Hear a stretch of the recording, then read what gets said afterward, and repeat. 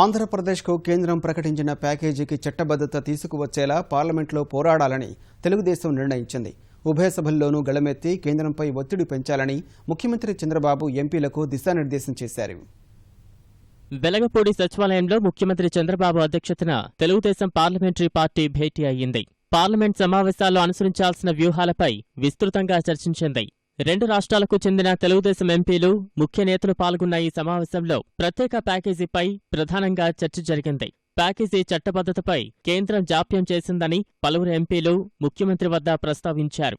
రాష్ట్రానికి రావాల్సిన నిధులు, పెండింగ్ ప్రాజెక్టులు, రాజధాని నిర్మాణానికి అదనపు నిధులు, రెవెన్యూ లోటు భర్తీ, విశాఖ రైల్వే జోన్, నియోజకవర్గాల పెంపుపైన లోతుగా చర్చించారు.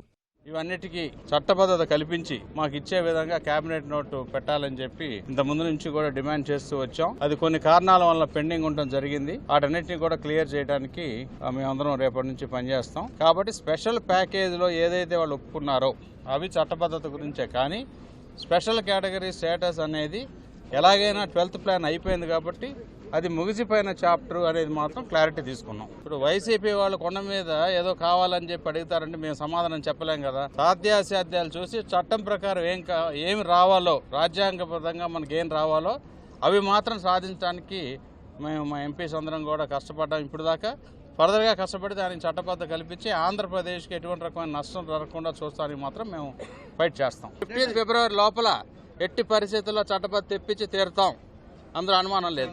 ఇంతకుముందు కూడా చెప్పాం కదా, 14-15లో డెఫిసిట్ మనీ గురించి చెప్పాం, 8,500 కోట్లు చెప్పాం, తెచ్చాం కదా. ఇంతకుముందు కూడా పోలవరం చెప్పాం, తెచ్చాం కదా. అలాగే ఇది కూడా తెచ్చి చూపెడతాం. ఓకే. ముఖ్యమంత్రితో సమావేశానికి ముందు తెలుగుదేశం రాష్ట్ర కార్యాలయంలో జాతీయ ప్రధాన కార్యదర్శి లోకేష్, రాష్ట్ర అధ్యక్షుడు కళా వెంకట్రావుతో ఎంపీలు సమావేశమయ్యారు. హోదాకు బదులు ప్యాకేజీకి ఒప్పుకున్న పరిస్థితులను ప్రజలకు వివరించాలని నేతలకు సూచించారు.